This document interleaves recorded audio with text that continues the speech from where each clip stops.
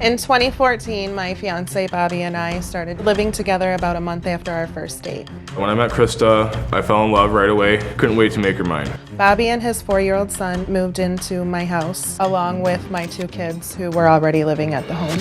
We were an instant family. It was perfect. Bobby and I got engaged in September of 2014. I got on my knee and asked her to marry me.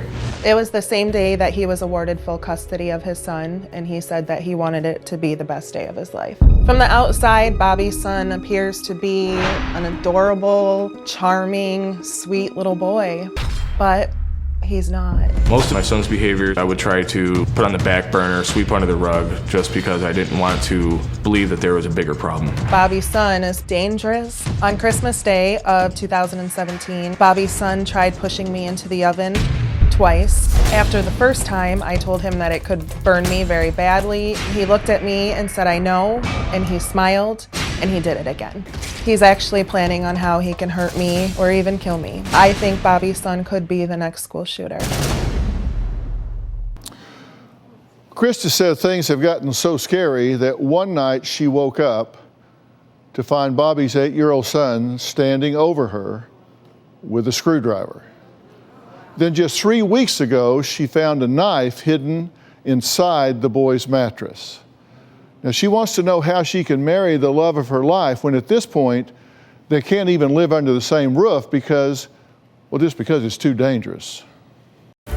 I am very worried about what my son could do to Krista and the rest of my family. My daily life is walking on eggshells. We never know what's gonna happen. I live in constant fear. This is where Bobby and I had to sleep every night for the last year so that we could tell if his son was out of his room or not. We had to put this alarm on Bobby's son's door, and if he goes to get out, the alarm will sound. I felt for the longest time Krista was just trying to make something wrong with my son. When Bobby's son was 4 years old, he lit the bathroom trash can on fire, which caused the bathroom to catch on fire. When Bobby's son was 5, he tried to suffocate the neighbor's 2-year-old son. When he was 7, he tried to drown my daughter. Every time I didn't take one of my son's behaviors as serious as I should, it would start a huge argument between Krista and I. My relationship with Bobby started to deteriorate because he didn't believe me.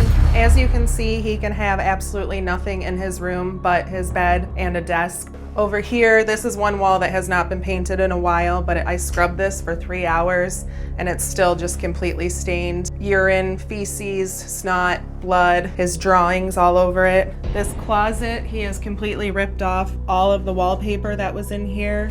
While my son and I were living at my friend's house, my son was mean to his animals and he also stole money from me. I asked him, he denied, and thought it was funny. Bobby called me and said, "I believe you." He said, "I get it now." I took my son to the emergency room to have an emergency psych evaluation. While my son was in the hospital, Krista found a knife stashed into his mattress. And this is where I found the knife. He has cut a hole inside of it and it was shoved down the side. We decided I can't bring him back into the house. I don't know what to do. Bobby's son is putting a huge strain on all of our lives. I love Bobby and he's the man that I want for my children. But everyone in my life is telling me to run as fast as I can.